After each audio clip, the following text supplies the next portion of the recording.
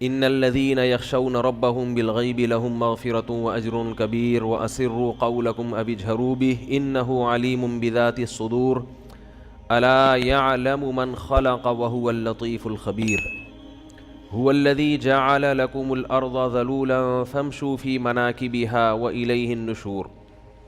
سورہ ملک کی یہ آیات ہیں جن پر کئی ہفتوں سے درس چل رہا ہے۔ اس کی آواز اگر تھوڑی سی بڑھا دیں تو مجھے بہت خوشی ہوگی۔ ان الذین یخشون ربہم، بے شک وہ لوگ جو اپنے رب سے ڈرتے ہیں۔ یہ شور کیوں ہو رہا ہے بھائی؟ بے شک وہ لوگ جو اپنے رب سے ڈرتے ہیں بغیر دیکھے، لہم مغفرۃ، ان کے لیے مغفرت بھی ہے، وَأَجْرٌ کبیر، اور بہت بڑا اللہ نے اجر تیار کر کے رکھا ہوا ہے۔ اس پر میں نے کئی ہفتوں بات کی تھی کہ بغیر دیکھے ڈرنا، یہ بغیر دیکھے اللہ نے کیوں کہا؟ کیونکہ جو لوگ مذہب کو نہیں مانتے ان کی سب سے بڑی دلیل ہی مذہب کی مخالفت میں یہ ہوتی ہے کہ جو چیز ہمیں نظر نہیں آتی ہم اس کو فالو کیوں کریں؟ بار بار یہ نظر نہیں آ رہا، نظر نہیں آ رہا، نظر نہیں آ رہا۔ تو نظر آتی تو پھر تو پولیس والا نظر آتا ہے جو اللہ سے بہت کمزور ہے، لوگ اس سے بھی ڈرتے ہیں، تو پھر آزمائش نہیں تھی، آزمائش نہیں ہے۔ امتحان ہمیشہ اس چیز کا لیا جاتا ہے جس میں غور اور فکر اور تدبر سے کام لینا پڑے۔ بالکل ٹھیک ہو گئی یہ آواز، جزاک اللہ۔ جس میں غور فکر اور تدبر سے کام لینا پڑے۔ اللہ نے اپنی نشانیاں پھیلا دیں، پھر شور ہو رہا ہے، آپ وہیں بیٹھ جائیں۔ اللہ نے اپنی کائنات میں نشانیاں پھیلا دیں۔ کون ہے جو ان نشانیوں کو دیکھ کر رب تک پہنچے گا اور رب پر ایمان لائے گا، اور کون ہے جو ان نشانیوں کو دیکھ کر رب سے منہ موڑے گا؟ اس لیے بغیر دیکھے ڈرنا ہے۔ ڈرنے کا مطلب کیا ہے؟ اللہ کی جو ذات ہے، قرآن میں جو اللہ نے اپنا انٹروڈکشن کروایا ہے، جو اپنا تعارف کروایا ہے، وہ ایسی ذات کے طور پر نہیں کروایا جس سے ڈرا جائے۔ دیکھو، جب کوئی آپ کو ڈرانا چاہتا ہے کہ مجھ سے ڈرو تو اپنی بدماشیوں کی پوری رپورٹ پیش کرتا ہے نا؟ کیا خیال ہے بھائی؟ کوئی علاقے میں نئے ایس ایچ او صاحب آ جائیں اور وہ چاہیں کہ پبلک مجھ سے ڈرے، تو ایک ڈنڈا لے کے وہ نکلے گا پہلے دن، اور پوری ایک پولیس موبائل ہوگی، دو چار چیزوں کو ٹھوکریں مارے گا، دو چار ہوٹلوں میں جا کے کپ توڑے گا، اور ایسی کوئی تھوڑی سی بدماشی دکھائے گا نا اپنی۔ لوگ کیا کہیں گے؟ بھائی یہ تو بڑا سخت آدمی آ گیا۔ کیا خیال ہے؟ ایسے ہی کہیں گے نا؟ تو بڑے سخت آدمی۔ کوئی محلے کا دادا آیا ہو نیا نیا مارکیٹ میں، وہ آتے ہی بدماشیاں شروع کر دیتا ہے، تو ان سب چیزوں سے انسان اس سے ڈرنا شروع۔ عجیب بات ہے، اللہ تعالیٰ کہہ رہے ہیں کہ رب سے ڈرو، مگر قرآن میں جو اللہ اپنا تعارف کروا رہے ہیں وہ اس میں ڈرنے کا عنصر نہیں ہے۔ قرآن شروع ہو رہا ہے الحمدللہ رب العالمین، تمام تعریفیں اللہ کے لیے ہیں جو تمام جہانوں کا پالنے والا ہے۔ تو پالنے والے سے تو محبت ہوتی ہے یا ڈرا جاتا ہے؟ آپ اپنے پالنے والے کو جب دیکھتے ہو کہ جو دیکھو بچے کو ماں پالتی ہے تو بچہ ماں سے ڈرتا ہے یا محبت کرتا ہے؟ محبت کرتا ہے۔ وہ تو جس چیز سے ڈرے گا تو ماں کی طرف جائے گا۔ بچے کو جب بھی دنیا میں کسی بھی چیز سے ڈر لگتا ہے تو بھاگتا کہاں ہے؟ ماں کی گود کی طرف۔ اس کو پتہ ہے کہ ماں بچائے گی اور ماں مجھے پالتی ہے۔ تو اللہ جو اپنا انٹروڈکشن کروا رہے ہیں قرآن مجید میں، تمام تعریفیں اللہ کے لیے ہیں جو تمام جہانوں کا مربی ہے، پالنے والا ہے۔ آگے اللہ نے اپنی صفت بیان کی، الرحمن، بہت بڑا مہربان، الرحیم، نہایت رحم کرنے والا۔ عربی بڑی فصیح و بلیغ زبان ہے۔ اس رحمان اور رحیم کا کوئی متبادل لفظ کسی زبان میں ہے ہی نہیں۔ انگلش میں کہتے ہیں موسٹ مرسیفل، اردو میں کہتے ہیں بڑا مہربان، حالانکہ رحمان الگ ہے، رحیم الگ ہے۔ عربی بہت فصیح و بلیغ زبان ہے۔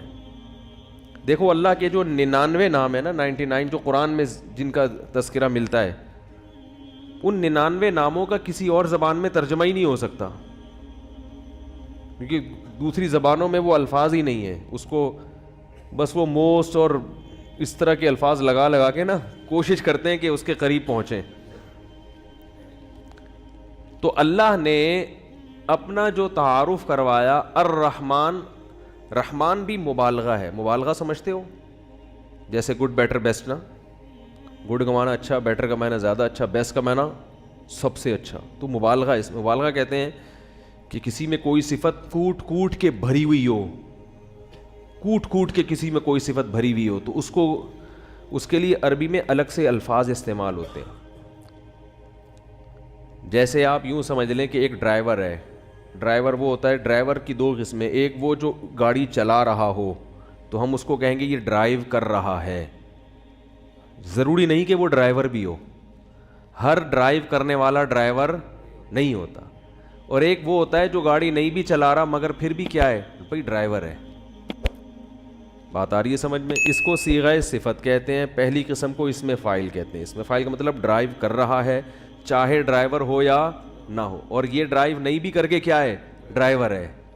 یعنی اس کو اتنی مہارت ہے کہ اس کی گویا لقب ہے، اس کی صفت پڑ گئی ہے ڈرائیور. بھائی یہ بندہ کیا ہے، ڈرائیور ہے، چاہے وہ ڈرائیو نہیں بھی کر رہا ہو. اور ایک آدمی ڈرائیور نہیں ہوتا لیکن وہ جب ڈرائیو کر رہا ہوتا ہے تو ڈرائیور کہتے ہیں، جب نہیں کر رہا ہوتا تو ڈرائیور نہیں بلکہ انجینئر ہے، یہ تو ڈاکٹر ہے، یہ ڈرائیور تھوڑی ہے.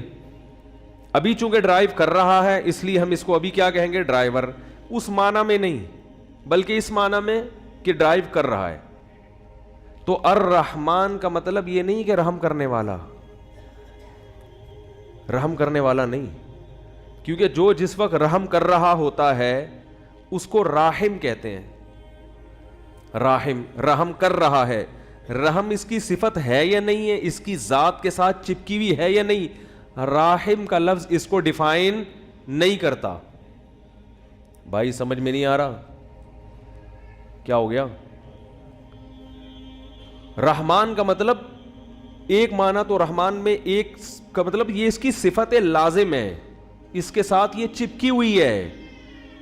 یعنی یہ گویا رحم جو ہے نا، رحم رحمت والا مادہ، اس کی جیسے ہم دیکھو کوئی کسی موقع پر بہادری کا ارتکاب کرتا ہے تو لوگ کہتے ہیں اس نے بہادری دکھائی، مگر ضروری نہیں کہ وہ بہادر بھی ہو. اور آسان مثال، ایک آدمی بدماش مشہور ہو جاتا ہے، بدماش محلے کا، لیکن وہ اس وقت بدماشی کر تھوڑی رہا ہے. ہر وقت تو کوئی بدماش بھی بدماشی نہیں کرتا، کبھی کبھار وہ شرافت کا مظاہرہ بھی کر رہا ہوتا ہے. تبھی کہتے ہیں ہے بدماش مگر اس دفعہ اس نے بڑی شرافت دکھائی ہے، شر اور آفت نہیں دکھائی، کہتے ہیں نا. لیکن اس کی وجہ سے اس کو شریف نہیں کہتے، ہم شریف نہیں کہتے. شریف وہ ہے جو شرافت میں مشہور ہو گیا ہو، اس کی یعنی جسم کا ایک خاصہ بن چکا ہو، اس کی ایک صفت لازم بن چکی ہو کہ بھئی یہ چونکہ بندہ شریف ہے لہذا یہ تو کبھی غلط کام کرے گا ہی نہیں. تو رحمان اور رحیم یہ صیغہ صفت ہیں، یہ اسم فاعل نہیں ہے. کیا مطلب؟ اللہ کی ذات کے ساتھ رحمت ہمیشہ کے لیے اٹیچ ہو گئی ہے، یعنی اللہ کی صفت لازم ہے کہ اس نے رحمت بہرحال کرنی ہی ہے، کرنی ہے اس نے رحمت. جیسے جو ڈرائیور ہوتا ہے نا، ڈرائیور وہ گاڑی نہیں بھی چلا رہا ہوتا تو ڈرائیونگ آنا یہ بہرحال اس کا ایک لازمی صفت ہے. یہ تو آتی جہاں بھی بٹھا دو گے چلائے گا یہ، اگرچہ بھی نہیں. پائلٹ کسے کہتے ہیں؟ ضروری نہیں جو جہاز اڑا رہا ہو بلکہ جس کو اڑانا آتا ہو. تو اسی طرح راحم عربی میں کہتے ہیں جو رحم کر رہا ہو. رحمان اور رحیم کہتے ہیں رحمت جس کی صفت لازم ہو، اس کی ذات کے ساتھ متصل ہو، یعنی اس کی عادت ہو. تو جو راحم ہوتا ہے یا رحیم یا رحمان ہوتا ہے وہ غضب والا نہیں ہوتا. بات آ رہی ہے سمجھ میں کہ نہیں آ رہی؟ غضب اس کی صفت لازمہ میں سے نہیں ہے. کبھی کبھار غصہ آئے گا اس کو، اصل اس کی صفت غضب یا انتقام نہیں ہے. تو اللہ کی بھی اصل صفت ہے رحمت، مخلوق پر کیا کرنا، رحم. اور اللہ نے اپنا ایک نام کریم بھی بیان کیا. رحمان اور رحیم میں کیا فرق ہے میں بھی بتاتا ہوں. اللہ نے اپنا ایک نام بیان کیا قرآن میں، کریم. کریم عربی میں مختلف معنی میں استعمال ہوتا ہے. کرم سے ہے نا بھائی، ہم پہ بھی کرم کر دو کچھ. کریم عزت دار کو بھی کہتے ہیں، علماء نے اس کا معنی بیان کیا ہے الذی یعطی بغیر استحقاق، وہ سخی جو استحقاق کے بغیر بھی عطا کرتا ہو. استحقاق گاڑا لفظ ہے. کیا مطلب؟ آپ کسی نعمت کے مستحق نہیں ہیں پھر بھی آپ کو دے رہا ہو. اس کو کیا کہتے ہیں؟ کریم، عزت دار. عزت دار آدمی جو ہے نا، پہلے زمانے میں عزت اس کو بولتے تھے کہ ایک مزدور کی تنخواہ 12,000 بنتی ہے، دے آپ کتنی رہے ہیں؟ 20,000. لوگ کہتے ہیں بڑا عزت دار آدمی ہے. یعنی اس کو اپنی جو شخصیت ہے، اپنے وقار کو برقرار رکھنے کا خیال ہے. اس کا وقار لوگوں میں کیا رہے؟ برقرار رہے. کیونکہ لوگوں میں پہلے وقار سخاوت سے برقرار رہتا تھا، اب کنجوسی سے وقار برقرار رہتا ہے. حقیقت بتا رہا ہوں آپ کو. اب اگر مزدور کی تنخواہ 12,000 ہے تو اس کو دیں گے کتنے؟ 6,000. اور 6,000 روک لیں گے ترسا کے ذلیل کر کے اس کو دینے کے لیے. سمجھ رہے ہیں نا؟ اور پھر ایسے دیں گے جیسے کوئی احسان جتلا رہے ہیں اس کے اوپر. اور پھر بتاتے ہیں کہ ہم کتنے لوگ ہیں جو تنخواہ اس لیے نہیں دیتے کہ روک کے رکھو، جتنا پیسہ ہمارے پاس رہے گا اس کو انویسٹمنٹ کر کے کماتے رہیں گے اور ملازمین کی تنخواہیں روک کے رکھے رہیں گے. ایک صاحب مجھے کہنے لگے کہ ہر پہلی تاریخ کو ہر 5 تاریخ کو مالک مکان آ جاتا ہے گھنٹی بجانے کے لیے کرایہ چاہیے. کیسا کنجوس ہے؟ میں نے کہا کنجوس تو آپ ہو. مکان آپ اس کا استعمال کر رہے ہو، آپ کو چاہیے کہ آپ اس کے گھر کرایہ پہنچاؤ. ہے بھائی، اس کا مکان پورے مہینے استعمال کر لیا، پہلی تاریخ کو آپ کے ذمے ہے کرایہ دینا. وہ کیوں آ رہا ہے آپ کے گھر میں گھنٹی بجانے کے لیے؟ آپ کیوں نہیں جا کے دے رہے اس کو؟ بہت مشکل ہے. کیا کریں بھائی؟ آپ نے تو پورا مکان استعمال کر لیا نا ایک مہینہ، وہ مزے تو اڑا لیے نا. بنایا اس نے، مزے آپ اڑا رہے ہو اس مکان میں. اب وہ 5 تاریخ کو آ جاتا ہے، وہ پھر بھی 5 کو اس لیے آ رہا ہے کہ چلو پہلی کو تنخواہ ملی ہوگی تو میں ایک دم نہ پہنچ جاؤں. 5 تک آپ کو اس نے سہولت دے دی. ہونا کیا چاہیے کہ آپ نے بھی تو اس کا پورے مہینے مکان استعمال کر لیا. اب آپ کا فرض بنتا ہے کہ اس کے گھر پہ آئے بغیر آپ اس کو کرایہ. تو ہمارے ہاں نا الٹی گنگا بہہ رہی ہے، لوگوں کو پتہ ہی نہیں ہے کس کا حق کیا ہے. بس کوئی مانگنے آ جائے نا اپنا حق، غصہ آتا ہے کیوں مانگ رہا ہے یہ، مانگ کیوں رہا ہے یہ. تو خیر، تو کریم کسے کہتے ہیں؟ یعطی بغیر استحقاق، کہ آپ مستحق نہیں ہیں تو بھی آپ کو. دیکھو میں اگر مالک مکان ہوتا نا، پھر مالک مکان کے حق میں بیانات کرتا تو آپ کہتے مولوی صاحب تو اپنے فائدے میں کر رہے ہیں، ان کے کرایہ دار تنگ کر. میں خود کرایہ دار ہوں، سمجھ رہے ہو؟ میں خود کیا ہوں؟ کرایہ دار ہوں. مجھے پتا ہے کہ کرایہ دار اکثر مالک مکان پہ ظلم کرتے ہیں. اکثر کرایہ دار گھر کی واٹ لگا دیتے ہیں. کسی کو گھر دے دو نا کرائے پر، وہ گھر کی ایسی کی تیسی کر دے گا. اتنا کرایہ نہیں ادا کر رہا ہوتا جتنا مالک مکان کو گھر کی ریپیئرنگ میں دوبارہ سے خرچہ کرنا پڑتا ہے. کیا کریں؟ چلو خیر.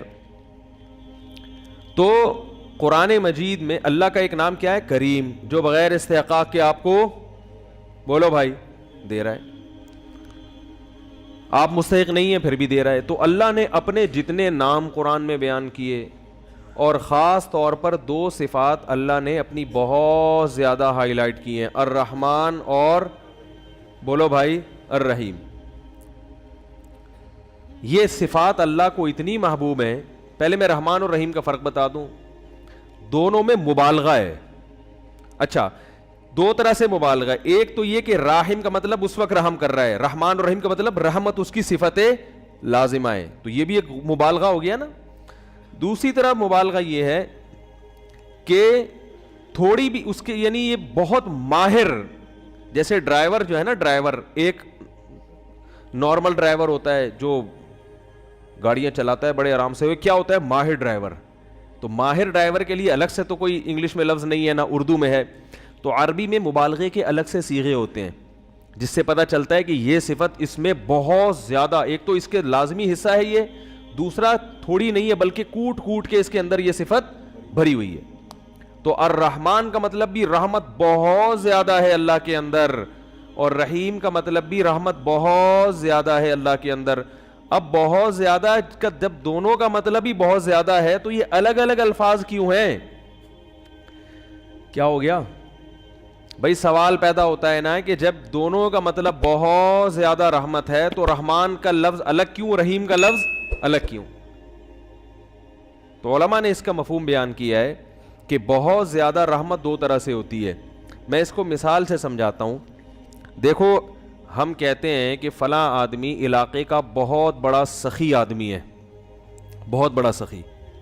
تو بہت بڑے سخی کے دو مطلب ہوتے ہیں. ایک مطلب تو یہ کہ ہر ایک کو نوازتا ہے, کوئی بھی فقیر اس کے پاس چلا جائے قرضہ مانگنے کے لیے, بھیک مانگنے کے لیے, تو کسی کو بھی مایوس نہیں کرتا, چاہے تھوڑا دے مگر دیتا ضرور ہے. یہ بھی بہت بڑا سخی ہے. کیا خیال ہے؟ اتنا سخی تو دنیا میں کوئی نہیں ہوتا, کوئی بھی مانگے تو کچھ نہ کچھ دینا ہی ہے لازمی. اور ایک بہت بڑا سخی وہ ہوتا ہے کہ وہ ہر ایک کو نہیں دیتا.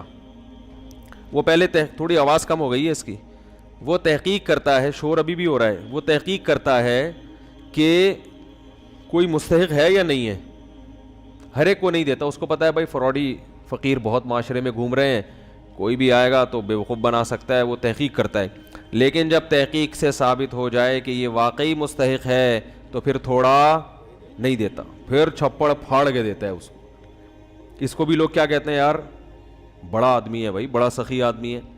تو اللہ تعالیٰ میں جو رحمت والی صفت ہے, یہ دونوں صفتیں اعلیٰ وجہ الکمال ہیں. الرحمن کا مطلب اس کی رحمت سے کوئی بھی بچا ہوا نہیں ہے, کوئی ایسی مخلوق نہیں ہے جس پہ اللہ نے رحم نہ کیا ہو. اور رحیم کا مطلب رحم بھی تھوڑا نہیں کرتا, بہت زیادہ کر رہا ہوتا ہے. تھوڑا رحم نہیں بلکہ بہت زیادہ رحم کرتا ہے وہ. اسی وجہ سے علماء کہتے ہیں کہ رحمان اللہ دنیا میں ہے اور رحیم آخرت میں ہوگا. یہ ایک مفہوم بیان کیا گیا ہے. رحمان کا مطلب ہر ایک پر رحم کر رہا ہے, کافر پر بھی اور مسلمان پر بھی. لیکن رحیم صرف کس کے لیے ہوگا؟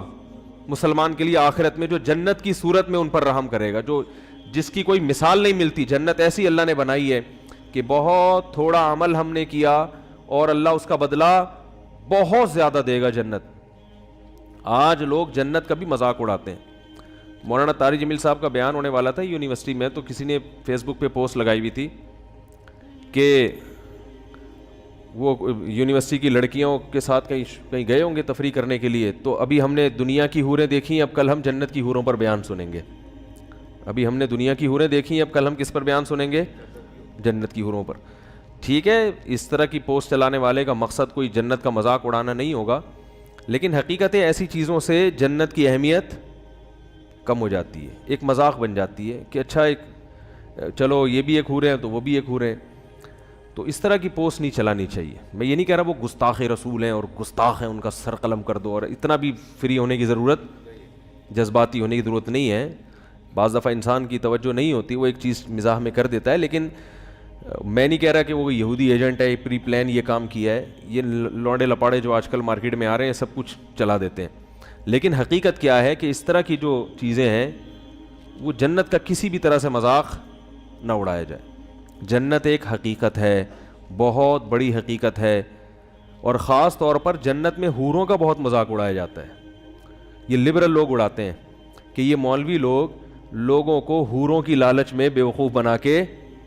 ایک لبرل تھا بلکہ ایتھیسٹ تھا, اس نے ایک لمبے چوڑے کمنٹس کیے ہوئے تھے یوٹیوب پہ ایک میرے بیان پہ, کیونکہ وہ بیان انہی لوگوں کے خلاف تھا جو مذہب کے خلاف ہیں.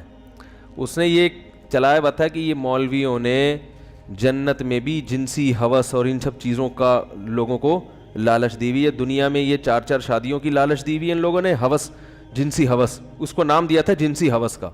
اور جنت میں بھی یہ لوگوں کو ٹھرکی بناتے ہیں, جنسی ہوس کا شکار کر کے حوروں کی لالچ دیتے ہیں, ایسی خوبصورت ہوں گی, یہ ہوگا, فلانا ہوگا, ڈمکانا ہوگا. تو یہ بڑے اس نے کمنٹس کیے ہوئے تھے. یہ جو دور ہے نا, یہ پروپیگنڈے کا دور ہے. بہت سے لوگ متاثر ہوتے ہیں ایسے کمنٹس کے. تو میں نے نیچے اس میں یہ لکھا کہ یہ جو صاحب اس نے بہت زیادہ اعتراضات کیے تھے اسلام پر. تو میں نے نیچے کمنٹس میں یہ لکھا تھا کہ یہ صاحب جو بھی ہیں اسلام پر اعتراضات کر رہے ہیں, یہ مجھ سے آ کے ملیں. بات آ رہی ہے سمجھ میں؟ تمیز سے بیٹھے میرے پاس, میں ان سے انشاءاللہ محبت سے بات کروں گا. اب بھی اگر وہ صاحب میرا بیان سن رہے ہیں, لائیو جاتا ہے بیان, اس قسم کے کوئی بھی لوگ ہیں, یہ لوگ ڈرتے ہیں کہ مولوی کے پاس آئے تو یہ کہیں ٹکر نہ مار دیں اور کوئی قتل نہ کر دیں. ایسا کچھ نہیں ہے. جس کو اسلام پر واقعی اعتراضات ہیں, چاہے یہ اعتراض ہو کہ جنت میں حوروں کی لالچ دے کے یہ جنسی ہوس کا مریض بنا رہے ہیں نوجوانوں کو, کوئی بھی بات ہے نا, تمیز سے یوٹیوب پہ کمنٹس نہ کریں, تمیز سے آئیں, بیٹھیں, میں ایسے لوگوں کو وقت دینے کے لیے تیار ہوں. اگر وہ انشاءاللہ چاہے گا بات کو سمجھنا سننا, بہت تمیز سے بات ہوگی, پھڈے بازی. لوگ یہ سمجھتے ہیں ہم نے اگر یہ کر دیا تو گستاخی کا میں گستاخی کا فتویٰ نہیں لگاؤں گا, کیونکہ ایک آدمی مانتا ہی نہیں ہے اسلام کو, تو میں کیسے, وہ تو جو آپ کے دل میں ہے, جو آپ کے دل میں اسلام کے بارے میں, علماء کے بارے میں, مولویوں کے بارے میں جو کچھ آپ کے دل میں بھرا ہوا ہے, آپ آ کے میرے سامنے بتائیں, میں انشاءاللہ تمیز سے پوری بات سنوں گا, غصے کا اظہار بولو بھائی نہیں کروں گا. جو کہنا ہے میرے پر, کسی کو بیٹھنے بھی نہیں دوں گا پڑوس, کہیں ایسا نہ وہ اٹھ کے کوٹ دے, جذباتی ہوتے نا, یہ اس نے یہ ہمارے نبی کو یہ بولا. تو بھائی آئے تمیز سے بیٹھ کے بات کریں, انشاءاللہ اس کے اشکالات اللہ نے چاہا تو ہم حل کریں گے. اسلام میں اتنی جان ہے, اتنی طاقت ہے کہ وہ اپنا لوہا منوا سکتا ہے. ہاں جو سمجھنا ہی نہ چاہے, جس کو باقاعدہ پروپیگنڈے ہی کے لیے بٹھایا گیا ہو, جس نے یہ فیصلہ کر لیا ہو کہ میں نے ماننی نہیں ہے, تو پھر اس کا دنیا میں کوئی بھی علاج نہیں ہے.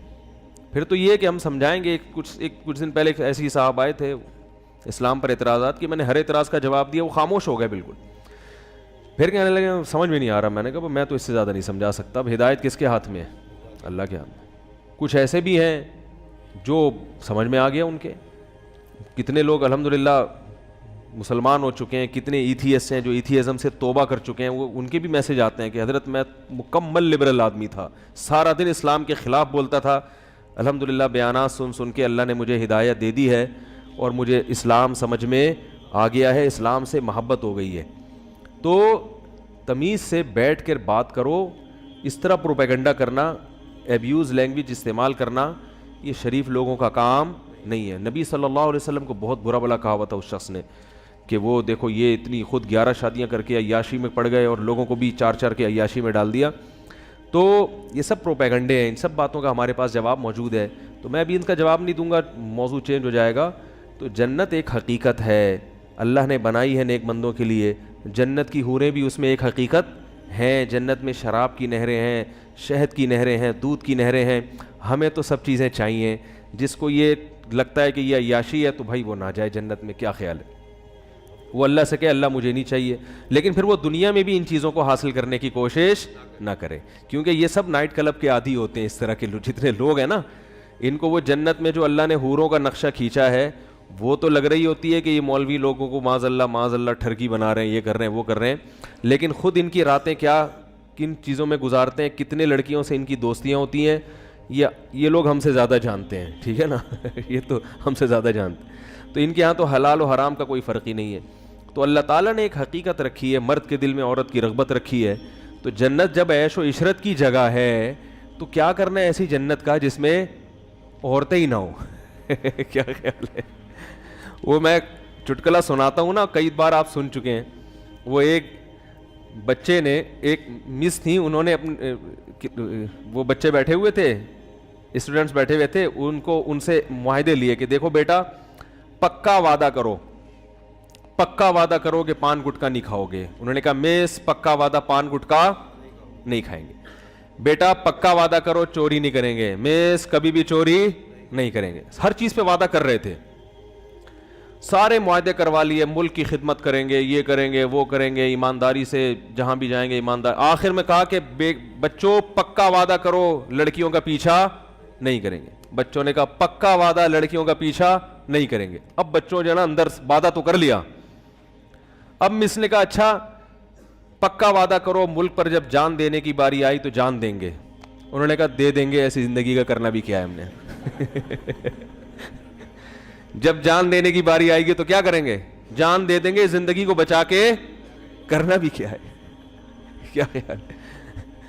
تو یہ تو اللہ تعالیٰ نے ایک نظام بنایا ہے. دنیا میں بھی دیکھو اللہ نے جوڑے پیدا کیے ہیں, عورت کے لیے مرد کو, مرد کے لیے عورت کو, اور جعل بینکم مودۃ ورحمہ, آپس میں بے پناہ محبت رکھ دی ہے. تو یہ نہ محبت نہ ہو تو دنیا بھی کیا ہو جائے, سب پان گٹکوں کا مزہ کرکرا ہو جائے گا, سب ختم ہو جائے گا. تو اسلام نیچرل مذہب ہے, وہ وہی بات کرے گا جو فطرت کے قریب. تو جب اللہ نے اپنے نیک بندوں کے لیے جنہوں نے اچھا حوروں کا وعدہ بھی اللہ نے ان چیزوں پہ رکھا ہے جو بہت ہی کڑوی ہیں. ان چیزوں پہ اللہ نے رکھا ہے. میں حیران ہوتا تھا, حدیث میں آتا ہے جس شخص نے غصے پہ قابو کیا, غصہ آ رہا ہے مگر اللہ کے خاطر وہ غصے کے کڑوے گھونٹ کو پی گیا. یہ بڑا مشکل کام ہے. جب غصہ آئے اور کمزور پہ آئے, طاقتور پہ تو سبھی پی جاتے ہیں. اپنے باس پہ غصہ آ رہا تو کڑوا گھونٹ نکلے گا, باہر نکل کے پھر الٹی کر کے نکال دے گا وہ سارا گھونٹ. باس پہ تو کوئی بھی غصہ نہیں. کوئی جونیئر آفیسر ہے آرمی میں, وہ ابھی جیسے مجھے بھی غصہ آ رہا ہے پی رہا ہوں میں, کیا خیال ہے ہوئی, بار بار اسپیکر دائیں بائیں ہو رہا ہے. انہوں نے بڑی محنت کی ہے, آج پھر بھی پتہ نہیں کیا مسئلہ ہے یہ. تو غصے کے کڑوے گھونٹ کو پینا سخت. کمزور پہ, بیوی پہ غصہ آ رہا ہے پی گئے, بچوں پہ غصہ آ رہا ہے پی گئے, بوڑھے باپ پہ غصہ آ رہا ہے پی گئے, کیونکہ وہ بیچارہ ہے, وہ تو نے کما کے کھلانا تھا, کھلا دیا, اب وہ آپ کے کام کا نہیں ہے. وہ بیچارہ بس پڑا ہوا ہے, کھانس رہا ہے. اب وہ بات پہ آپ کو پوچھتا ہے کہاں جا رہے ہو, کہاں سے آ رہے ہو, آپ کو غصہ آتا ہے. اللہ کیا کہہ رہے ہیں, اس غصے کے کڑوے گھونٹ کو پی جاؤ. بڑا مشکل ہے پینا. اس پہ کوئی الاؤنس نہیں ملتا گورنمنٹ کی طرف سے, اس پہ کوئی تنخواہ نہیں بڑھتی, انکریمنٹ نہیں لگتا, اس پہ کچھ بھی نہیں ہوتا. تو یہ صرف اللہ کے لیے کہ یار باپ پہ غصہ آ رہا ہے پی جاؤں, ماں پہ غصہ آ رہا ہے, بیٹی کو ماں پہ آج غصہ آتا ہے نا تو نکال دیتی ہے غصہ, وہ چپ نہیں بیٹھتی. یہ آج کل لڑکیوں میں بڑا مسئلہ ہے, ماں کے سامنے چیختی چلاتی بہت ہے. یہ تصور نہیں تھا ہمارے معاشرے میں کہ بیٹی ماں کے سامنے اونچی آواز سے بات کرے, لیکن آج کل ہو رہا ہے. چھوٹی بچیاں تو چلو, وہ تو بالغ بیٹیاں, کیا فائدہ ایسی تعلیم کا بھائی. آپ نے ماں کے سامنے اپنی زبان پہ کنٹرول کرنا نہیں سیکھا تو کیا فائدہ ایسی تعلیم کا. سارا زور ماں باپ کا بھی نا, سارا زور تعلیم پر ہے, پھر اولادیں ایسے ہی نکلتی ہیں. تربیت کی ان کو بھی فکر. انسان کا بچہ, جو میں بھی کہہ رہا تھا نا مارکیٹ میں شارٹ ہیں, پڑھے لکھے کو انسان کا بچہ نہیں کہتے, تربیت یافتہ کو انسان کا بچہ کہتے ہیں. سمجھا پا رہا ہوں میں اپنی بات.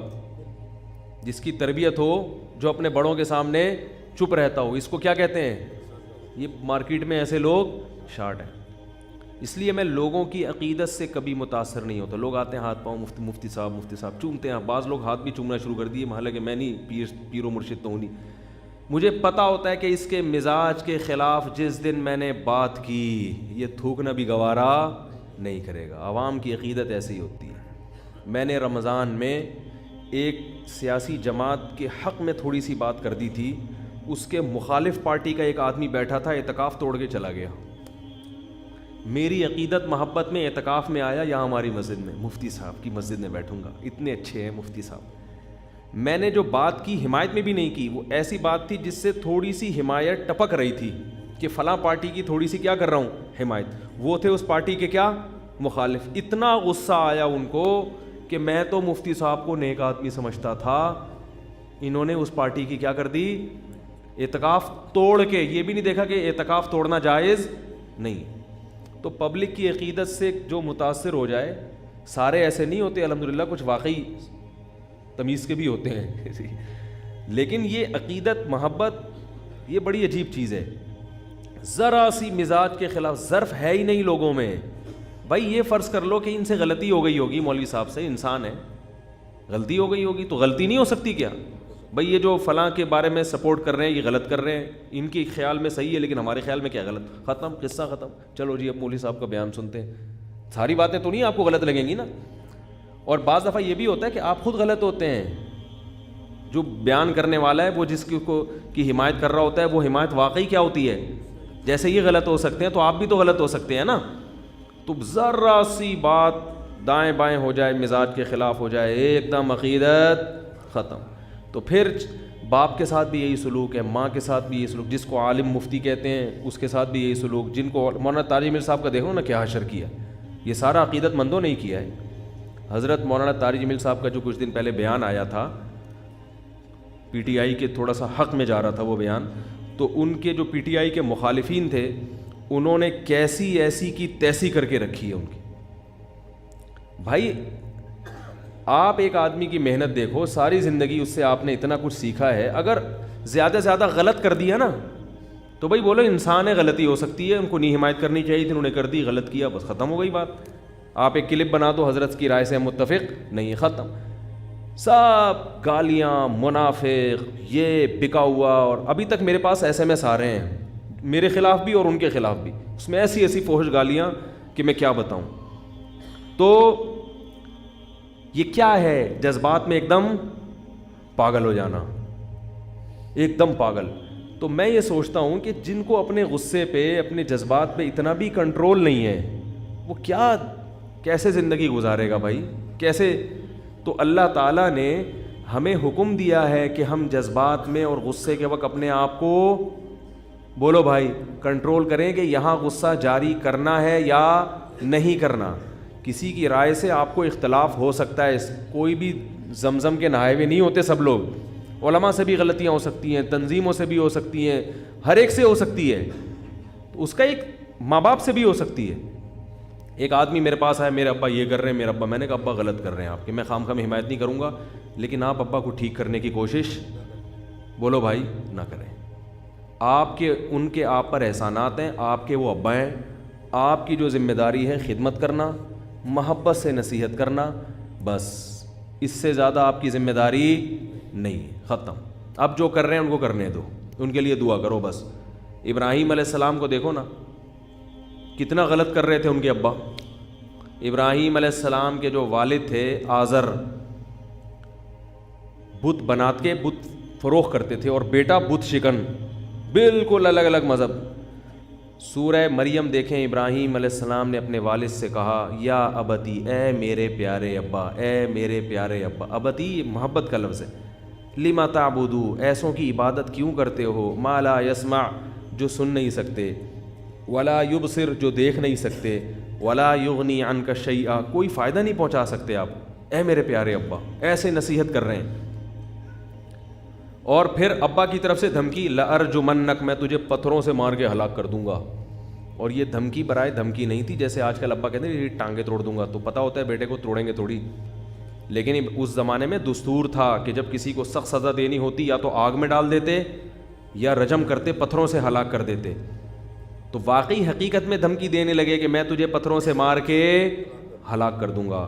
لیکن ابراہیم علیہ السلام نے کیا فرمایا، سلام علیک، آپ پر سلامتی ہو. سأستغفر لک ربی، میں تو مایوس ہو گیا آپ سے، مگر اپنے رب سے مایوس نہیں ہوا. میں اللہ سے آپ کے لیے مغفرت کی دعا کرتا رہوں گا. اس وقت مشرک کے لیے دعا پر پابندی نہیں تھی. میں اللہ سے آپ کے لیے کیا کروں گا، دعا کروں گا. انہ کان بی حفیہ، میرا رب آپ پر مہربان ہو یا نہ ہو، مجھ پر بہرحال، کیونکہ آپ مشرک ہیں، آپ کی دعا نہیں سنے گا لیکن میری سن لے گا. تو میری وجہ سے آپ کی مغفرت کر دے گا، میری وجہ سے آپ کی مغفرت کر دے گا. پھر بھی جب دیکھا کہ نہیں باز آ رہے اور مجھے بھی مجبور کر رہے ہیں، پھر ہجرت کر لی وہاں سے. اس لیے میں لوگوں سے کہتا ہوں کہ ابا کے ایسے ظلم ہو رہے ہیں کہ ناقابل برداشت ہو گئے، تو زبان مت چلاؤ، گھر بدل دو، الگ ہو جاؤ ابا سے. کہ بھائی نہیں، آپ لوگ نہ شروع ہو جائیں بلا وجہ ابا سے. کوئی اس قسم کے ابا ہوں کہ وہ واقعی اتنا بعض دفعہ ظلم کر بھی رہے ہوتے ہیں، جینا حرام بھی کر دیتے ہیں، ایسے بھی ہوتے ہیں. ہر چیز مارکیٹ میں ہے، کوئی بھی چیز شارٹ نہیں ہوتی، یعنی ختم نہیں ہوتی، شارٹ ہو جاتی. تو ظالم لوگ بھی ہیں، مائیں بھی ظالم ہیں. بعض مائیں بیٹیوں پہ ایسا ظلم کر رہی ہیں کہ ان کو نفسیاتی مریض بنا دیا انہوں نے.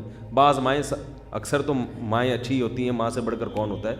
تو ایسی صورت میں ہم کہتے ہیں بھائی کیا کر لو، چپکے سے، بولو بھائی، علیحدگی اختیار کرو. پھر ابا سے روز تھوڑی دیر آ کے ملا کرو، اور اس نیت سے ملو کہ ابا نے جو جھاڑ پلانی ہے بس سن کے واپس آ جانا ہے. بھائی آدھا گھنٹہ بیٹھوں گا ٹائم دیکھ کے، ابا نے پلانی ہے، بے تو کم وقت پہلے ہی نالائق، تو اب تو الگ بھی ہو گیا. ہاں ایسی ہوتی ہے اولاد، یہ تجھے سکھاتے ہیں مدرسے والے، یہ تجھے سکھاتے ہیں تبلیغ والے. وہ ابا نے سنانی، آپ جاؤ آدھا گھنٹہ بیٹھو کہ بھائی میں نیت کرتا ہوں ابا کی سننے کی، اللہ کے لیے ہے نا.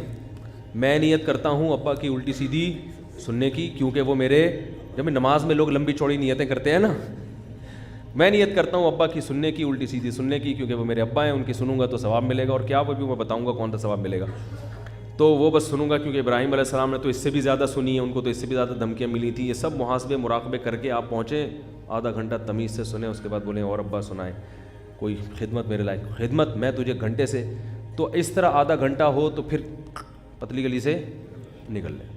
تو جو اکثر ابا ایسے نہیں ہوتے، ابا سے بڑھ کر تو کوئی اولاد کے لیے ہے ہی نہیں نا نعمت، لیکن ہزاروں میں کوئی ایک اس طرح بھی ہوتے ہیں.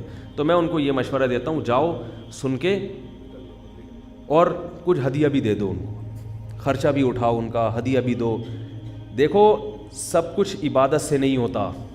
آج جو دین کی طرف آتا ہے تو کچھ تھوڑا سا عبادت کی طرف تو رجحان ہو جاتا ہے، اخلاق کی طرف رجحان، اور اخلاق بھی اگر اچھے ہوتے ہیں نا کسٹمر سے اچھے ہو جاتے ہیں. بس مصیبت ہی اخلاق پر. حضرت مولانا طارق جمیل صاحب کا بیان سنے گا تو اخلاق کس کے ساتھ اچھے ہو جائیں گے؟ جا کے کسٹمر کے ساتھ. صحیح ہے نا؟ بیوی کے ساتھ اچھے نہیں ہوں گے، اولاد کے ساتھ اچھے نہیں ہوں گے، ابا کے ساتھ اچھے نہیں ہوں گے، اماں کے ساتھ پھر بھی وہ ویسے کے ویسے ہی رہیں گے. تو اینٹ کا جواب پتھر سے دیتے ہیں. اسلام میں خونی رشتوں کی اہمیت غیروں سے بہت زیادہ، یاد رکھو، تھوڑی زیادہ نہیں ہے، بہت زیادہ ہے. قرآن میں اہل جنت کی جو جہاں بھی صفات بیان کی ہیں اکثر جگہوں پہ رشتہ داری کا ذکر اللہ نے لازمی کیا. میں جب تلاوت کرتا تھا نا ان آیات کی، جب ہم نئے نئے دین کی طرف آئے یعنی مدرسے کی طرف گئے، تو میں حیران ہوتا تھا کہ یہ تو ویسے ہی انسان میں نیچرل ہے رشتہ داروں سے محبت کی، قرآن اتنا ہائی لائٹ کیوں کرتا ہے اس چیز کو؟ اس وقت میری سمجھ میں نہیں آتا تھا. قرآن بار بار یوں کیوں کہتے ہیں اہل جنت رشتہ داری جوڑتے ہیں، رشتہ داری جوڑتے ہیں، رشتہ داروں کا خیال کرتے ہیں؟ بار بار حدیث میں بھی آتا ہے. حالانکہ عربوں میں تو رشتہ داری ویسے ہی جوڑنے کا رواج تھا. بھائی عرب میں سب کچھ، سب برائیاں تھیں، مگر رشتہ داری تو ان میں یہ تو نیچرل ہے نا. جب قبیلہ خاندان ہوگا تو عرب تو اپنے رشتہ داروں کے لیے سر کٹاتے تھے، لڑتے تھے. عربوں میں یہ دستور نہیں تھا کہ ایک بھائی کو آپ نے پیٹ دیا تو بس اب گئے. نا نا نا نا نا، ایک بھائی کو کسی نے مار دیا تو اب اس بھائی کے جتنے ریلیٹیو ہیں وہ آپ کو نہیں چھوڑیں گے. بولیں گے ہمارے بھائی پہ ہاتھ کیسے اٹھایا؟ وہ تو کٹ جاتے تھے، پوری پوری نسلیں کٹ جاتی تھیں. آج بھی قبائلی علاقوں میں اسی قسم کا رواج ہے. وہ ایک قتل ہو جائے تو پرپوتا جا کے انتقام لے رہا ہوتا ہے کہ میرے پردادا کو اس نے مارا تھا، وہ نہیں چھوڑے گا. تو رشتہ داری تو اس زمانے میں لوگ جوڑتے تھے. تو قرآن نے پھر اتنا اہتمام، دیکھو بت پرستی کے خلاف قرآن نے بولا اتنا زیادہ، تو سمجھ میں آتا ہے کہ بت پرستی اس وقت معاشرے میں کیا خیال ہے بھائی، پھیلی بھی تھی. تو رشتہ داری کو اتنا فوکس کیوں کر رہا ہے قرآن؟ آج سمجھ میں آتا ہے. اللہ کو پتہ تھا کہ ایک زمانہ ایسا آنے والا ہے جس میں فیملی سسٹم تباہ ہو جائے گا. یورپ کا کلچر، مغربی کلچر ہمارے معاشرے میں پھیل جائے گا. پھر لوگ دوستوں کو، کلائنٹ کو، کسٹمر کو اہمیت دیں گے، رشتہ داروں کو اہمیت نہیں دیں گے. اور رشتہ داری جوڑنے میں جو برکتیں اور فائدے ہیں وہ دوستیوں میں نہیں ہیں. خونی رشتے جو ہے نا یہ ایک دوسرے کی تربیت کی فکر میں لگے رہتے ہیں، نیچرل ہے یہ. تو یہ جتنے مضبوط ہوں گے، ان میں جتنی زیادہ محبت ہوگی، اتنا ہی معاشرے میں نا صالح افراد پیدا ہوں گے، اچھے افراد پیدا ہوں گے. اور جتنی ان میں آپس میں نفرتیں ہوں گی، اتنے ہی معاشرے میں چور اور ڈاکو زیادہ پیدا ہوں گے. تو یہ بہت، اسلام نے بہت زیادہ اس فیملی سسٹم کو مضبوط کرنے پر زور دیا ہے. یہ تمہارا نظام جو فیملی کا جو سسٹم ہے نا، یہ بہت مضبوط ہونا چاہیے. تو اس کے جوڑ کی بہت کوشش کی ہے. یہاں تک کہ نبی صلی اللہ علیہ وسلم نے فرمایا، جب نبی نے فرمایا نا رشتہ داری جوڑو، بہت زیادہ آپ نے تاکید کی اور بہت زیادہ آپ نے اس کی اہمیت بیان کی قرآن میں بھی. تو صحابہ کو خیال ہوا کہ بھائی رشتہ داری جوڑنے کا مطلب یہی ہے کہ بھائی ہم بھی اچھا سلوک کریں جیسے کہ وہ اچھا کر رہا ہے. تو نبی صلی اللہ علیہ وسلم نے یہ غلط فہمی دور کی. فرمایا کہ نہیں، رشتہ داری جوڑنا اسے نہیں کہتے کہ جو تم سے جڑے تم اس سے جڑو، نا نا نا نا، یہ مطلب ہی نہیں ہے. فرمایا رشتہ داری جوڑنے کی جو میں ترغیبیں دے رہا ہوں، جس پر اللہ نے جنت کی بشارت دی ہے، یہ وہ ہے کہ وہ تم سے ٹوٹے پھر بھی تم اس سے جڑو. یہ بڑا مشکل کام ہے بھائی، بہت بڑا مشکل کام ہے. کیونکہ طیش میں آ جاتا ہے آدمی، کیونکہ انسان اسی سے جڑتا ہے جس سے اس کا کوئی مالی مفاد وابستہ ہو، ورنہ وہ جڑ کے کیا کرے گا؟ کیا خیال یہ ہو گیا بھائی؟ غلط تو نہیں کہہ رہا؟ ارے بھائی ایک آدمی ناراض ہوتا رہا، لوگ کیا کہتے ہیں، کوئی بھائی سے ناراضی ہو جائے، بہن سے ہو جائے، ہونے دو، میرا کیا اکھاڑ لے گی، کہتے ہیں نا. میں ٹی وی میں آ رہا ہوں، کیا کچھ بول تو لو بھائی. بھائی بہنوں میں لڑائی ہو جائے تو وہ ایک دھمکی دے کہ میں تجھ سے بات نہیں کروں گی، دوسری جواب میں کیا کہتی ہے، تو بات نہ کر کے میرا کیا اکھاڑ لے گی. یہی بولے گی نا، جا نہیں کرنی ہے کرو، نہیں کرنی ہے. ہم تو بھائی جو تمیز سے بات کرے اس سے تمیز سے ملتے ہیں، جو نہیں ملے ہم بھی نہیں ملتے. یہ ڈائلاگ ہیں جو مارکیٹ میں ایسے سستے بک رہے ہیں مارکیٹ میں ہی، ہر جگہ آپ کو مل. بھائی کی بھائی سے لڑائی ہو جائے، بھائی ملتا ہے ملے، نہیں ملتا میرا یہ کیا سمجھتا ہے میں اس کے ٹکڑوں میں پلتا ہوں کیا؟ اللہ کا شکر ہے اپنا کھاتا ہوں اپنا پیتا ہوں. یہ سنتے رہتے ہیں ہم لوگ. یہ بھائی اپنا کھاتے ہیں اپنا پیتے ہیں، ہم کون سے ٹکڑوں کے محتاج ہیں؟ ملنا ہے ملو، نہیں ملنا نکلو. کیا خیال ہے؟ تو پہلے بھائیوں میں چلا، بہنوں میں چلا، اب ابا اماں پہ بھی آ گیا. اب کہاں چلا گیا؟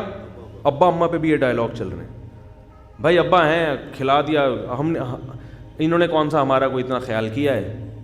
تو بھائی ٹھیک ہے اچھی طرح سے چلتے ہیں، ٹھیک ہے. نہیں تو بھائی یہ چیزیں ہمارے معاشرے میں بھی چل رہی. بیوی کو بھی یہ دھمکی دیں گے، بیوی شوہر کو دھمکی دے گی. دھمکیوں پہ جو چل رہا ہے حساب کتاب. صرف وہاں دھمکی نہیں دیتے جہاں ڈر ہوتا ہے کہ وہ اس سے بڑی دھمکی نہ دے دیں. جیسے ایک آدمی نے چاقو نکالا نا، کسی کی رکھ دیا کہ تیری جیب میں جو کچھ ہے نکال دے. اس نے جیب سے بندوق نکالی. بولا اب تیری جیب میں جو کچھ ہے، اب تیری جیب میں جو کچھ ہے نکال. تو جس کا ڈر یہ ہوتا ہے کہ یہ بندوق ہی نہ نکال دے، وہاں تو ایسے یس سر. گورنمنٹ کے اداروں میں جا کے دیکھو کیسے یس سر جی سر. میں اکثر اپنا واقعہ بتاتا ہوں کہ ایک جگہ میں گیا گورنمنٹ کے ادارے میں، کسی کے ساتھ گیا، کوئی گواہی تھی، پتہ نہیں کیا معاملہ تھا. تو وہ پلاٹوں کا کوئی فائلیں پہ سگنیچر کروانے تھے، پلاٹ پہ کسی فائل پہ سگنیچر کروانے تھے کسی آفیسر سے. اب اس آفیسر کا ٹائم یا تو ختم ہو گیا تھا یا ہونے والا تھا، تو اس نے سگنیچر سے انکار کر دیا. اب جو ملازم کھڑا ہوا ہے نا، میں دیکھ رہا تھا اس کے اسٹائل کو. میں بہت زیادہ آبزرو کرتا ہوں چیزوں کو، جب بھی کہیں بچپن سے میری عادت ہے. میں اس کا اسٹائل دیکھ رہا تھا، ایسے بھیکاری پن والا منہ بنا کے نا، سر پلیز سگنیچر کر دیں. اسٹیٹ ایجنٹ تھا وہ، اس کا چونکہ کمیشن تھا نا اس سگنیچر کروانے میں. اس نے نا غصے میں آفیسر نے فائل اٹھا کے یوں پھینکی ہے، یا تو اس کے منہ پہ ماری ہوگی جو لگی نہیں، دیوار پہ جا کے لگی. اتنا غضبناک ہوا، بولا نہیں کروں گا جاؤ. ذرا بھی غصہ نہیں آیا اس اسٹیٹ ایجنٹ کو. میں یہ سب چیزیں نوٹ کر رہا تھا. میں اس سے سبق لے رہا تھا کہ اگر اس کا 10واں حصہ بھی ہم اللہ کے ساتھ کر لیں، کیا خیال ہے بھائی؟ بعض دفعہ اللہ بھی ہمیں کسی آزمائش میں ڈال دیتا ہے تو ہم فوراً منہ سے کفر بکنا بجائے اس کے کہ لجاجت کریں اور عاجزی کر لیں اللہ کے سامنے کہ بھئی اللہ نے آج تک اتنی نعمتیں کی ہیں، تھوڑی سی آزمائش آ گئی تو اس میں بھی ہمارا فائدہ ہوگا، اور جھک جائیں. نہ کفر بکنا شروع کر دیں گے، خودکشی کی باتیں. اسی طرح والدین کے ساتھ بھی یہی معاملہ ہے. تھوڑا سا والدین یہی کام اگر باپ کرتا تو دیکھو پھر اولاد کیسے چیختی چلاتی. اگر باپ فائل اٹھا کے پھینک دیتا، بیٹا کہتا جاؤ تم نے تو ساری زندگی ہماری ماں کو بھی ستایا، یہ تانے ہمیں بھی ستاؤ گے، یہ کر دو گے، میں یہ کر دوں گا، میں دیکھتا ہوں، میں 3 دن تک گھر سے غائب ہو جائے گا بتائے بغیر. تو میں دیکھ رہا ہوں کہ وہ آفیسر کے سامنے پھر، کیونکہ اس کا کمیشن مارا جا رہا ہے 20-25 ہزار روپے کا، پھر میں نے دیکھا وہ فائل اٹھا کے لایا، اس کو جھاڑا، پھر سر کے پاؤں میں لگ رہا ہے گر رہا ہے، اور سر پلیز، اور ایسے مکھن لگائے ہیں کہ اس کمبخت سگنیچر کروا کے ہی چھوڑے، اس نے کام نکلوا کے نکل گیا. سبق حاصل کرنا چاہیے ان واقعات سے. اس کو غصہ نہیں آ رہا، اس کو پتہ ہے میرا کمیشن مارا جائے گا، اور اس کو تو روزانہ اسی سر سے واسطہ ہے نا، اسی آفیسر سے روزانہ اس کا واسطہ ہے. وہ کہے گا اس سے پھٹا کر کے میں جاؤں گا کہاں. تو بات یہ ہے کہ وہاں 20-25 ہزار کا کمیشن نظر آ رہا ہے تو اخلاق بھی اچھے. اس کو پھر اخلاق پر حضرت مولانا طاری جمیل صاحب کا بیان سننے کی ضرورت نہیں ہے، اس نے کبھی سنا بھی نہیں ہوگا. اور جنہوں نے سنے ہوئے ان کی حالت، میں خود بھی اس میں داخل ہوں، ان کی حالت دیکھو کیا ہے، ان کی حالت دیکھو کیا ہے. اللہ سے بھی لڑنا شروع کر دیتے ہیں، باپ سے بھی، ماں سے بھی، بزرگوں سے بھی، علماء سے بھی. جن کے ہاتھ پاؤں چوم رہے ہوں گے ان کو بھی گالیاں دینا شروع کر دیتے ہیں ایک دم جذبات میں آ کے. تو اس لیے اللہ تعالیٰ نے بتا دیا کہ دیکھو جو امپلائی اپنے آفیسر کے سامنے اس طرح سے جھک رہا ہے، کوئی ملازم، اس کو جتنا کمیشن مل رہا ہے وہ بہت تھوڑا ہے. میرے کہنے پر غصے کو پی جاؤ گے، برداشت کر لو گے. جہاں غصہ جاری کرنا حرام، بعض جگہوں پہ غصہ جاری کرنا واجب ہے، وہ تو ایک الگ چیز ہے. تو میرے کہنے پر اگر پی جاؤ گے، برداشت کرو گے، تو میں جو تمہیں کمیشن دوں گا وہ اس کمیشن سے بہت، بولو بھائی، زیادہ. اب وہ کیا کمیشن ہے میں بتانے والا ہوں. ٹھیک ہے نا، وہ کیا کمیشن. تو وہ بہت، کیونکہ مشکل بہت ہے. کمزور پہ غصہ آئے اس کو پینا بہت مشکل کام ہے، بہت مشکل کام ہے. تو اللہ نے کیا فرمایا، صحیح حدیث ہے، صحیح مسلم کی یا صحیح بخاری کی، فرمایا کہ جو شخص غصے پر قادر تھا پھر بھی غصے کے کڑوے گھونٹ کو پی لیا، قیامت کے دن اللہ تعالیٰ میدان حشر میں اس کو بلائیں گے، وَيُزَوِّجُهُ مِنَ الْحُورِ الْعِينِ مَا شَاءَ، کہ اللہ کہیں گے یہ اتنی ساری لاکھوں کروڑوں حوریں کھڑی ہوئی ہیں، ان میں سے جس سے کہے گا تیرا نکاح، بولو بھائی کر دو، جس سے کہے گا تیرا نکاح۔ ایک تو جنت کی حوریں، کیا خیال ہے، وہ ویسے ہی مشک و عنبر سے بنایا، پھر ان میں سے بھی آپ کو چوائس دی جائے، کیا خیال ہے، آپ کو کیا دی جائے کہ ان میں سے جس پہ ہاتھ رکھے گا وہ تیری ہو گئی۔ ایک دفعہ غصہ کا گھونٹ پینے پر یہ اللہ کی طرف سے اجر ہے۔ اب اس میں لبرل لوگ تو بولیں گے کیا ان لوگوں کو حوروں کی لالچ میں رکھا ہوا ہے؟ بھائی ہم اللہ پر ایمان رکھتے ہیں، اللہ کی آیات پہ ایمان، اللہ انسان کی فطرت کو جانتا ہے، مرد کی فطرت کو جانتا ہے، اس لیے اللہ نے ہمارے لیے وہی چیز بنائی جو اللہ کو پتہ ہے ان کو سب سے، کیونکہ جو لبرل لوگ ہیں نا ان کو بھی اگر یہ چوائس دی جائے تو سارے اچھے اچھے بن کے دنیا میں یہ چوائس دے دیں نا، دنیا میں کچھ 15-20 حسین عورتیں کھڑی کریں اور یہ جو اسلام پر اعتراض کر رہے ہیں ان سے بولیں کہ تم یہ کام کرو، ان میں سے جس پہ ہاتھ رکھو گے تمہاری ہو جائے گی، پھر دیکھو پوری رات تہجد میں کھڑا رہے گا، عشاء سے لے کے، جو مذہب مخالف ہے نا، عشاء سے لے کے فجر تک، فجر سے لے کے پھر عشاء تک نماز ہی پڑھتا رہے گا بیٹھے۔ تو یہ انسان کی فطرت ہے، اللہ نے جنت میں وہی چیز رکھی ہے جو ہمیں مرغوب ہیں، ایسی چیزیں رکھ دیں جو ہمیں مرغوب ہی نہیں ہیں، تو یہ دین برحق کی علامت تھوڑی ہوگی، یہ کوئی اس کی علامت تھوڑی ہوگی دین برحق ہے، یہ تو اس کی علامت ہوگی یہ دین برحق نہیں ہے، یہ تو انسان کی نیچر ہی نہیں جانتا۔ تبھی تو قرآن میں آتا ہے کہ جب جنتی جنت میں جائیں گے تو وہ جو چیزیں جنت میں دیکھیں گے تو کہیں گے کہ کلما رزقوا منها من ثمرۃ رزقا قالوا هذا الذي رزقنا من قبل، وہ کہیں گے اللہ یہ تو وہی ہے جو دنیا میں بھی ہمیں تو نے دیا ہے۔ کیا مطلب؟ یہی دنیا کی نعمتیں ہیں جو جنت میں بھی ملیں گی، مگر اس کا ذائقہ اور اس کی لذت کو بڑھا دیا جائے گا اور اس میں عیب کو ختم کر دیا جائے گا۔ جو پھل ہے نا ان کے ذائقے کو اللہ بڑھا دیں گے، عیب اس میں ختم کر دیں گے، اس کے جو سائیڈ ایفیکٹ ہیں وہ کیا ہو جائیں گے؟ ختم ہو جائیں گے۔ وجہ کیا ہے؟ علماء نے لکھا ہے، سوال پیدا ہوتا ہے کہ یہی نعمتیں کیوں ملیں گی؟ یہی نعمتیں اس لیے ملیں گی کہ جس چیز سے انسان مانوس ہوتا ہے نا اسی کی طرف اس کا دل مائل ہوتا ہے۔ اگر دیکھو کتنے لذیذ پھل ہوتے ہیں لیکن آپ نے کبھی نہ کھائے ہو تو پہلی دفعہ نہیں کھائے جاتے ہو، تو جنت میں اللہ یہی نعمتیں، یہی انار، یہی انگور، یہی شہد، یہی دودھ، لیکن اس کا ذائقہ کیا کر دیں گے؟ بڑھا دیں گے۔ تو اللہ نے جنت میں بھی عورتیں پیدا کی ہیں مردوں کے لیے، اب خواتین کو اشکال ہوگا آدمی عورتوں کے لیے کیا پیدا کیا؟ وہ کہیں گی ہم جب غصہ پئیں گے تو ہمیں کیا ملے گا؟ بھائی وہ بھی تو، ان کو بھی تو اشکال ہوگا نا، ہم جب غصہ پئیں، بیٹی کو ماں پہ غصہ آ رہا پی جائے تو کیا ملے گا؟ تو بھائی آپ کو بھی کچھ ملے گا، کیا ملے گا یہ مجھے نہیں پتا، کیا ملے گا یہ مجھے، لیکن ظاہر ہے جب مرد کو اتنی کوئی نعمت مل رہی ہے تو عورت کو بھی کوئی نعمت ملے گی، کیونکہ اللہ نے آخرت کے معاملے میں مرد اور عورت کا فرق نہیں رکھا۔ یہ تو قرآن میں جگہ جگہ ہے کہ دونوں کو اجر ملے گا۔ تو وہ چونکہ ان کو کے لیے حور میں دلچسپی نہیں ہے نا ان کو، تو ان کو کوئی آدمی مل جائے گا کوئی یہ اللہ ہی جانتا کیا ملے گا، لیکن ملے گا بہرحال، کیونکہ بہت بڑا ثواب ہے، کیونکہ اللہ نے اہل جنت کی علامات بیان کی ہیں، والکاظمین الغیظ، یہ غصے کے کڑوے گھونٹ کو پیتے ہیں۔ آج نفسیاتی ڈاکٹر بہت سارے کیا کہتے ہیں؟ غصے کو پینے سے صحت کو نقصان ہوتا ہے، سمجھ رہے ہو؟ یہ غلط ہے۔ دیکھو جتنے بھی نفسیاتی ڈاکٹر یا میڈیکل سائنس کی جو چیز بھی قرآن کے خلاف جا رہی ہو نا کبھی بھی قبول نہ کرو، کیونکہ ان کی ریسرچ بدل جاتی ہے، بڑی بڑی تحقیقیں مارکیٹ میں آتی ہیں اور تھوڑے دنوں میں بدل جاتی ہیں۔ ایک ماہر نفسیات نے کچھ دن پہلے ایک ویڈیو کلپ ریکارڈ کروایا، ان سے چھوڑو میں ادھر نہیں جاتا، پھر یہ ڈاکٹر میرے پیچھے پڑ جائیں گے۔ تو ہر بات ان کی صحیح نہیں ہوتی ہے۔ حقیقت پتہ ہے کیا ہے؟ آپ کے اندر آپ جس پاور کو استعمال کرتے ہو نا وہ پاور بڑھتی ہے آپ کی، یہ انسانی فطرت ہے۔ اگر آپ نے غصہ جاری کرنے کی عادت ڈال دی تو کبھی بھی غصے کے وقت آپ اپنے اوپر کنٹرول نہیں کرو گے، غصہ آئے گا بھی زیادہ اور نکلے گا بھی زیادہ۔ اگر آپ نے غصے کو کڑوے گھونٹ کو پینا شروع کر دیا تو آپ کے جو اعصابی قوت ہے نا، آپ کی جو بریکیں ہیں وہ کیا ہو جائیں گی؟ مضبوط ہو جائیں گی۔ آپ میں جو روکنے کی طاقت ہے نا، غصے کے امساک کی قوت، وہ کیا ہو جائے گی؟ بڑھ جائے گی، اور پھر آہستہ آہستہ غصہ بھی کیا ہو جائے گا؟ کم ہو جائے گا۔ یہ حقیقت ہے۔ یہ جو کہتے ہیں نا غصہ جاری کر کے دل ہلکا ہو جاتا ہے، وقتی طور پہ ہلکا ہوتا ہے، لیکن آتا ایسے آدمی کو غصہ زیادہ بھی ہے، بار بار آتا، کیونکہ غصہ استعمال ہو رہا ہے تو بار بار آئے گا، بار بار آئے گا، کیونکہ غصے کی پاور بڑھ رہی ہے آپ کی، تو غصہ بار بار آئے گا. اور اگر غصہ پی لیا تو غصہ پینے کی طاقت کیا ہو جائے گی؟ بولو نا بھائی، آہستہ آہستہ آہستہ آہستہ بہت زیادہ بھی غصہ آئے گا تو آپ پی جاؤ گے اس کو. عادت ہو گئی، آپ کی بریکیں کیا ہو گئی ہیں؟ مضبوط. ورنہ بڑھاپے میں تو بالکل فیل ہو جائیں گی بریکیں.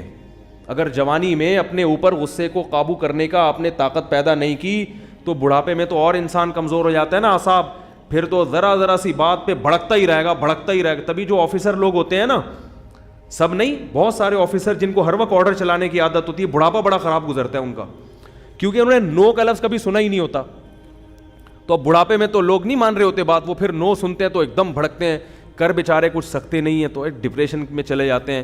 تو اس لیے ابھی سے پینے کی عادت ڈال دو. اس کا نتیجہ کیا نکلے گا؟ تھوڑے، ایک تو بریکیں مضبوط ہو جائیں گی، دوسرا فائدہ یہ ہوگا کہ جب خیال ہوگا تھوڑے دنوں میں کہ یار جب میں نے جاری کرنا ہی نہیں ہوتا تو لا کے کرنا کیا ہے، تو خود بخود اس کو کوشش کرے گا کہ غصہ مجھ پہ مسلط نہ ہو.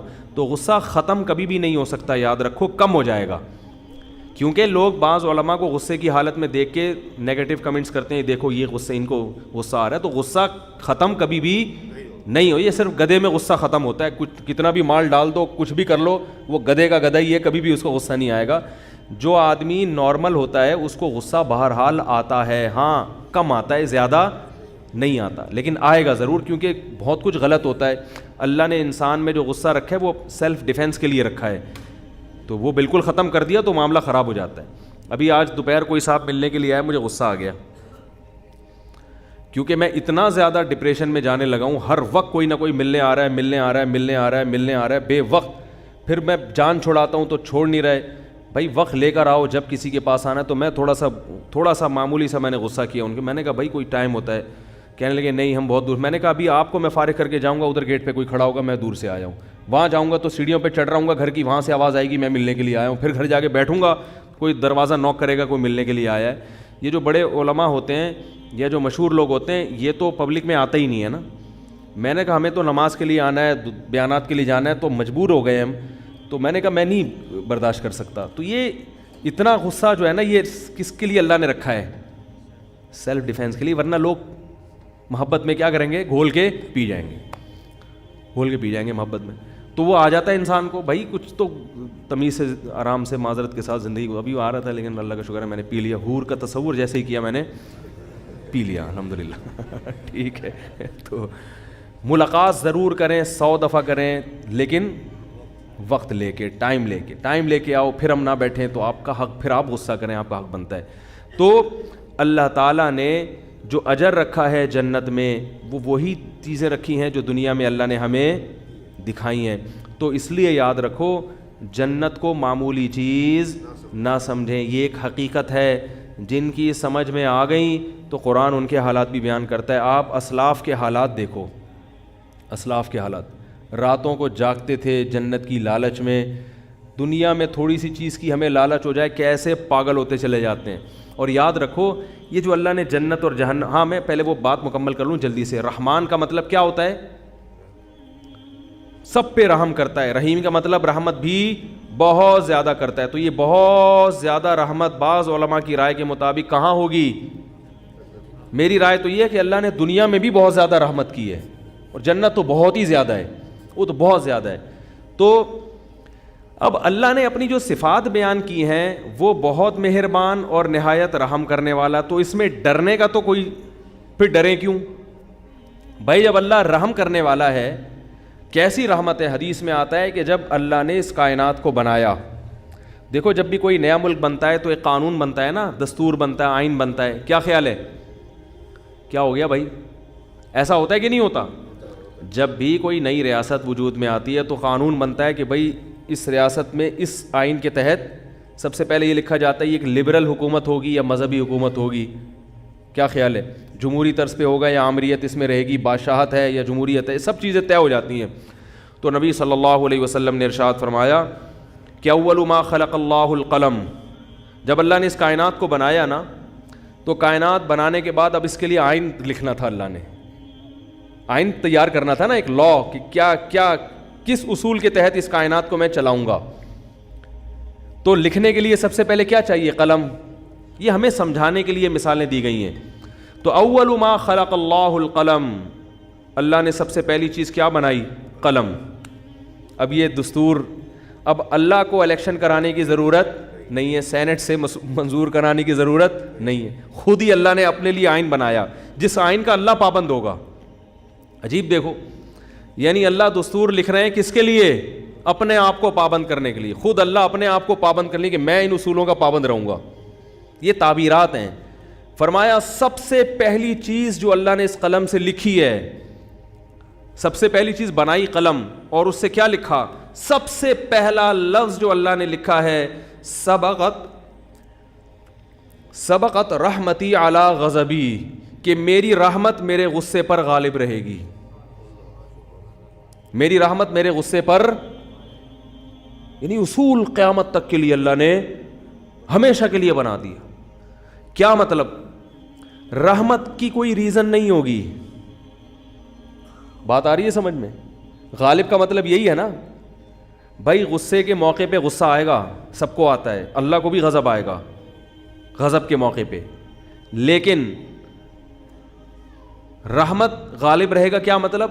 رحمت کسی ریزن کی محتاج، یعنی کسی پہ طرز کھاؤں گا، رحم کروں گا، اس کا کوئی سبب، یعنی ضروری نہیں کہ کسی نے کچھ اچھا کیا ہو تو میں اس پہ رحم کروں، ویسے ہی رحم کروں گا.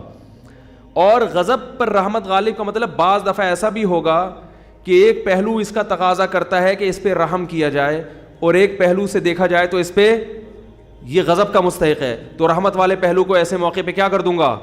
بولو بھائی، غالب. رحمت والے پہلو کو کیا کر دوں گا؟ غالب. تو یہ نہیں کہا کہ میرے اندر غضب ہی نہیں ہے، غضب کبھی پھر تو جہنم ہی نہ بناتا اللہ تعالیٰ، نافرمانوں کو کبھی سزا دیتا ہی نہیں. کیا مطلب؟ رحمت کے آثار زیادہ مرتب ہوں گے، معاف کرنے کا عنصر زیادہ رہے گا، سزا دینے کا عنصر ختم نہیں ہوگا، کم ہوگا. تبھی دیکھو قرآن میں آتا ہے وَيَعْفُ عَنْ كَثِيرٍ، فرمایا بہت ساری مصیبتیں تمہاری بدعمالیوں کی وجہ سے آتی ہیں، لیکن ساتھ ساتھ یہ بھی بتا دیا وَيَعْفُ عَنْ كَثِيرٍ، ساری بدعمالیوں کی سزا میں نہیں دیتا، بہت ساری خطائیں کیا کرتا ہوں؟ معاف کرتا ہوں. یعفو مٹا دیتا ہوں. ہمیں تو بہت تھوڑی غلطیوں کی سزا مل رہی ہوتی ہے، اس پہ ہم اتنا چیخ رہے ہوتے ہیں، سب غلطیوں کی ملنا شروع ہو جائے تو کسی قابل ہی نہ رہیں. زیادہ تر کیا کر رہا ہوں؟ معاف، اور وہ بھی بغیر، یعنی بغیر وجہ کے. اور اگر معافی کی وجہ ہو، یعنی غلطی کر کے توبہ کر لی، پھر یہ اللہ نے اپنے اوپر لکھ دیا ہے کہ توبہ کرنے والے کو کیا کروں گا. آئین میں کیا لکھا ہے اللہ نے؟ جو توبہ کرے گا تو اپنے اوپر معافی کو کیا کر لیا اللہ نے؟ واجب. توبہ کو واجب کر لیا. 99 سال تک کوئی گناہوں میں مبتلا رہے، 99 سال میں اس کافر کو خیال آیا آج میں توبہ کر کے اسلام کی طرف آتا ہوں، آج میں گناہوں سے توبہ کرتا ہوں، تو اس کے آنے میں تو دیر ہو سکتی ہے، اللہ کے معاف کرنے میں دیر نہیں ہو سکتی.